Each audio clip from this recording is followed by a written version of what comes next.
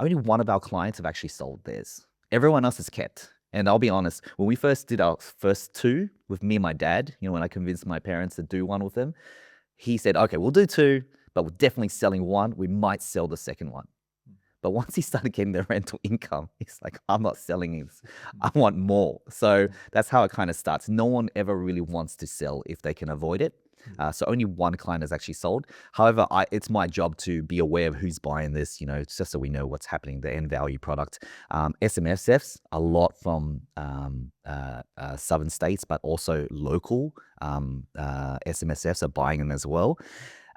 Generally, there was a few cases where people are buying their SMSF, but they actually run a trade or service business and they want to expand into Queensland and like, oh, hey, this is a place where we can actually rent illegally to our employees even, stuff like that. So there's been multiple types of buyers, but mostly SMSFs. Yeah. Are you finding the bank vals are stacking up at the back end Yes. for when you're building a portfolio? I know early days and I don't know what it's like now. Are the banks, are they valuing it on a cap rate yield type perspective, or how?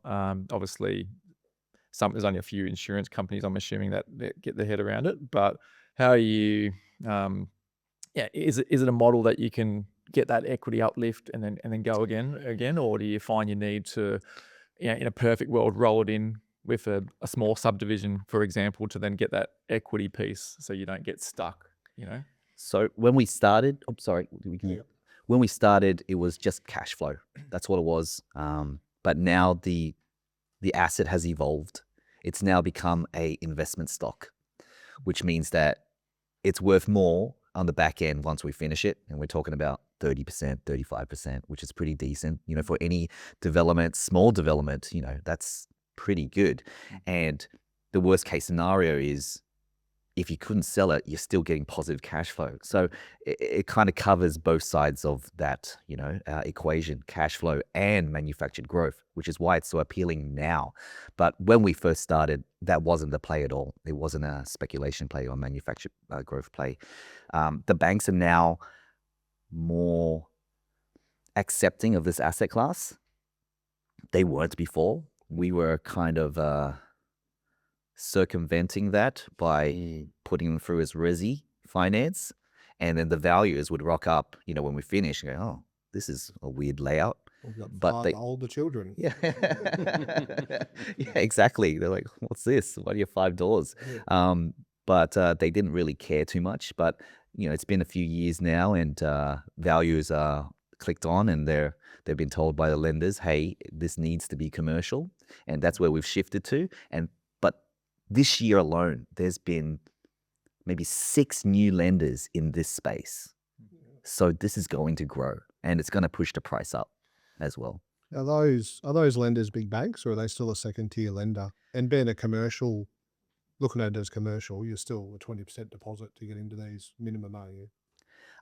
So as resi, it had to be 20. It was 20%, but it was just based on comparables. So you were paying a little bit more because your valuations were a little bit higher than everyone else, as in your TDC, your total development costs. However, now because it's commercial, sorry, your question was how many lenders there were. Yeah. It used to be Westpac used to be the big. Can I name them? No, of course. Yeah. So Westpac, they had a big chunk of the market. None of the other banks really wanted to touch it, specifically ANZ. They're anti-build to rent at that time. Now they're entering in the market because they realize they're missing a piece of the pie. CBA is doing a bit. NAB's doing quite a bit as well. But Westpac is the most advanced. Now it's all these but they have higher criteria, as you guys know, right? So they're the more conservative parties. And look, it's not set in stone. I haven't validated this, but they even told me, because I deal with Westpac Commercial, that they were going to set up a team. It's like a division for this asset class. So this is only growing, build to rent.